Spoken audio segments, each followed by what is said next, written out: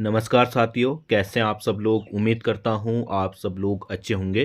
तो स्वागत है आपका हमारे यूट्यूब चैनल की एक और वीडियो में।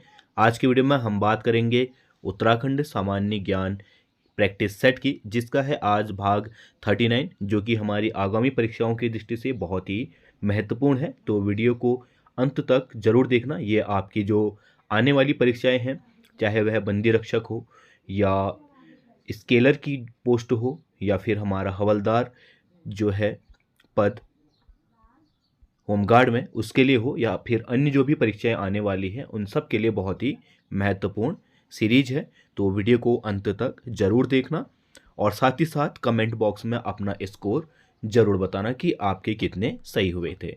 तो जो पहला सवाल है आज का, वह है उत्तराखंड राज्य का 2024-25 का कुल बजट कितना पेश किया गया है। तो 2024 और 25 में जो राज्य का कुल बजट है वह पूछा गया है कि कितना पेश किया गया है। इसके ऑप्शन है 89,230 करोड़, 77,407 करोड़, 66,702 करोड़ और 90,230 करोड़ रुपए। ठीक है, तो जो उत्तराखंड 24-25 का कुल बजट पेश किया गया है वह किया गया है 89,230 करोड़ रुपए, यानी कि ऑप्शन ए जो होगा वह क्या है, सही है। ठीक है, ऑप्शन ए क्या है यहाँ पे, सही है।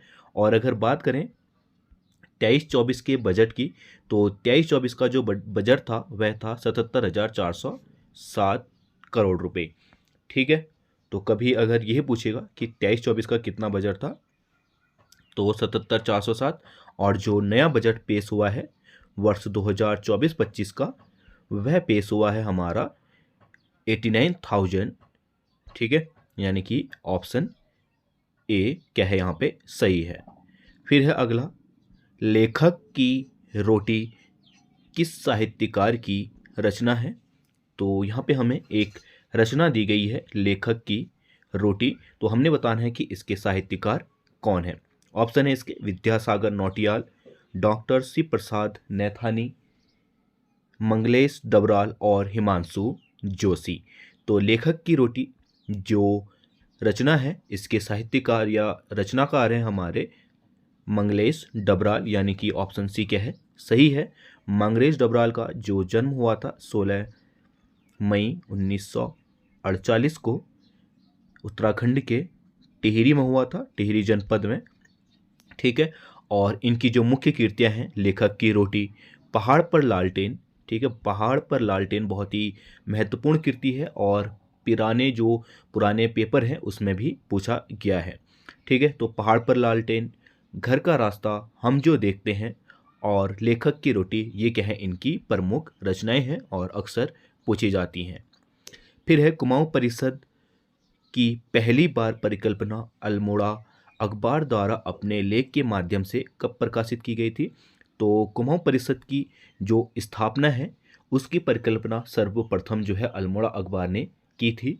ठीक है, कभी कभी घुमा के ये भी आ जाएगा कि जो है कुमाऊं परिषद की परिकल्पना या एक कल्पना मात्र किसने की थी, तो अल्मोड़ा अखबार ने की थी, और इन्होंने अपने लेख में या फिर अपने अखबार में एक संकलन के तौर पर इसका सुझाव दिया था। ठीक है, या फिर एक कल्पना की थी। तो यह जो लेख छपा था वह कब छपा था, ये हमसे पूछा गया है, जिसके ऑप्शन है ऑप्शन ए 1916, बी 1912 और सी 1908 और डी 1904। तो इसका जो सही आंसर होगा वह होगा कुमाऊं परिषद 1908। ठीक है, तो 1908 के 31 मार्च 1908 के संकलन में अल्मोड़ा अखबार द्वारा जो है कुमाऊं परिषद की एक परिकल्पना की गई थी। ठीक है, और अगर बात करें कुमाऊं परिषद की स्थापना की, तो कुमाऊं परिषद की स्थापना जो हुई थी 1916 में हुई थी, और इसकी अगर पहली बैठक की बात करें तो पहली बैठक इसकी 1916 में मझेड़ा नैनीताल में हुई थी, और जिसकी अध्यक्षता हमारे की थी नारायण दत्त जिम्बोला और जयदत्त जोशी ने। ठीक है, तो इस चीज़ को आप लोग नोट कीजिएगा। ठीक है, तो इसका जो सही आंसर होगा वह कौन सा होगा? ऑप्शन सी 1908, और डेट क्या है हमारा? 31 मार्च। ठीक है, फिर है अगला सवाल, कांग्रेस के कलकत्ता अधिवेशन 1886 में जो हुआ था, में राज्य से कौन उपस्थित हुए थे? तो 1886 कांग्रेस के कलकत्ता अधिवेशन में उत्तराखंड से भाग लेने वाले हमसे यहाँ पे क्या पूछा गया है? व्यक्ति पूछा गया है। इसके ऑप्शन है इंद्र सिंह जलाल, मुकुंदी लाल ज्वालादत्त जोशी और गोविंद बल्लभ पंत। तो इसका जो सही आंसर है वह है ज्वालादत्त जोशी। इन्होंने 1886 के कलकत्ता अधिवेशन में भाग लिया था। और अगर बात करें कांग्रेस के कलकत्ता अधिवेशन की जो अध्यक्षता है वह किसने की थी? दादा भाई नेरोजी ने, ठीक है, इसकी क्या की थी? अध्यक्षता की थी। फिर है अगला सवाल, राज्य में खनन नीति कब लागू की गई थी? तो खनन नीति की बात करें तो इसके ऑप्शन है 2000, 2001, 2012 और 2014। तो राज्य में खनन नीति की बात करें तो इसका राइट आंसर है 2001 में राज्य में खनन नीति घोषित की गई थी। तो पांचवे का जो सही आंसर होगा वह होगा ऑप्शन बी। अगला सवाल है, ब्रिटिश काल में कुल 11 भूमि बंदोबस्त हुए जिसमें अंतिम बंदोबस्त कब हुआ? तो देखिए, जैसे कि आप सबको पता है ब्रिटिश काल से हमारे उत्तराखंड में भू बंदोबस्त हुए, और इसमें कुल ब्रिटिश काल में 11 भू बंदोबस्त की गए थे। हमने बताना है कि सबसे अंतिम भू बंदोबस्त कौन सा है। इसके ऑप्शन है 1928, 1929, 1930 और 1931। तो 11वां जो भूमि बंदोबस्त या फिर अंतिम भूमि बंदोबस्त की बात करें तो यह किया गया था 1928 को, 1928 को, और इसका भूमि बंदोबस्त किया गया था इबर्सन द्वारा। ठीक है, इबर्सन द्वारा 1928 में 11वां और अंतिमवां भूमि बंदोबस्त किया गया था। तो ऑप्शन ए क्या होगा यहाँ पे? सही होगा। ठीक है, और इसके अन्य फैक्टों की बात करें तो सबसे पहला जो भूमि बंदोबस्त हुआ था कुमाऊं में वह हुआ था ई गार्डनर के समय पे। ठीक है, जिस समय ई गार्डनर कुमाऊं कमिश्नर थे। कब? 1815-16 में सबसे पहले क्या किया गया था? फर्स्ट भूमि बंदोबस्त किया गया था। और अगर गढ़वाल की बात करें तो गढ़वाल में पहला भूमि बंदोबस्त 1816 में ट्रेल द्वारा की गया था। किसका है ये पहला? गढ़वाल का पहला। और अगर टिहरी के पहले भूमि बंदोबस्त की बात करें, क्योंकि उस समय उत्तराखंड कितने भागों में बटा था? ठीक है, उत्तराखंड एक कुमाऊं था, कुमाऊं कमिश्नरी, एक गढ़वाल, और इतना जो हिस्सा था वह क्या था? हमारा टिहरी रियासत था। तो टिहरी रियासत की बात करें तो टिहरी रियासत का पहला भूमि बंदोबस्त हुआ था सुदर्शन शाह के समय पे। ठीक है, सुदर्शन शाह द्वारा 1823 में टिहरी का पहला भूमि बंदोबस्त किया गया था। ठीक है, ये बात सारी चीज़ें भी आप लोग नोट कीजिएगा। अगला सवाल है, 1948 में बोट हाउस क्लब की स्थापना कहाँ की गई थी? तो 1948 में बोट हाउस क्लब की स्थापना हमने बतानी है। इसके ऑप्शन है देहरादून, मसूरी, नैनीताल और पिथौरागढ़। तो 1948 में बोट हाउस क्लब की स्थापना की गई थी नैनीताल में, यानी कि ऑप्शन सी क्या होगा यहाँ पे? सही होगा। फिर है सल्ट का गांधी किसे कहा जाता है? तो सल्ट का गांधी किसे कहा जाता है? इसके ऑप्शन है, option A Hargovind Pant, B Govind Ballabh Pant, C Victor Mohan Joshi और डी गिरजा दत्त नैथानी। तो सल्ट की का गांधी की बात करें तो सल्ट का गांधी कहा जाता है ऑप्शन ए हरगोविंद पंत को। और गांधी से रिलेटेड जो अन्य हमारी उपाधियां हैं, ठीक है, कुमाऊं का गांधी कहा जाता है देव की, इस चीज को आप लोग नोट कीजिएगा, नंदन पांडे को। ठीक है, कुमाऊं का गांधी कहा जाता है किसको? देवकी नंदन पांडे को।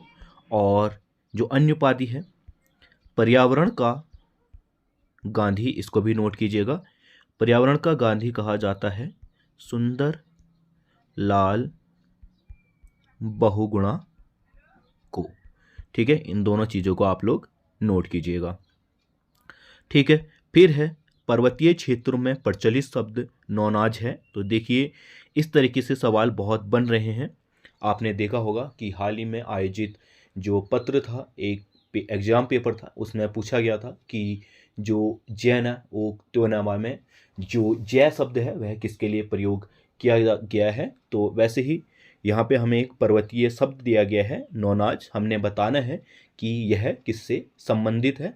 तो बहुत ही महत्वपूर्ण हो जाता है क्योंकि इस तरीके से सवाल पूछे जा रहे हैं। तो अगर बात करें नौनाज की, इसके ऑप्शन है देवताओं को अर्पित अन्न, अन्न को हम क्या कहते हैं, अनाज, और प्राचीन कर व्यवस्था, या फिर परिवार, या जिसको मौ भी कहा जाता है, अनाज मापन की प्रणाली। ये हमारे पास क्या है, 4 ऑप्शन है, हमने बताना है कि इसमें से सही कौन सा है।